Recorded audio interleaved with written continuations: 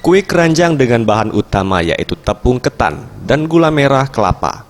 Dengan cita rasa yang manis merupakan salah satu menu wajib masyarakat Tionghoa yang merayakan Imlek atau Tahun Baru Cina, termasuk di kota Palembang. Penjual kue keranjang di kawasan veteran Palembang, Hengki mengatakan, kue keranjang merupakan kue yang wajib ada saat perayaan Tahun Baru Cina, yang sudah menjadi tradisi turun-temurun saat perayaan Tahun Baru Cina, yang sudah menjadi tradisi turun-temurun, baik untuk keperluan ibadah maupun untuk menjamu tamu saat datang ke rumah. Kue keranjang ini memiliki berbagai macam ukuran. Ia menambahkan dalam sehari 50 kue keranjang di tokonya laku terjual, serta pembeli yang datang tidak hanya dari dalam kota, dari luar kota juga banyak yang datang, atau memesan lewat online. Apa namanya kok? Hengki.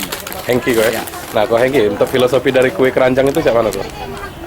Itu tiap tahun itu kan tradisi ini Chinese tetap dipakai punya itu.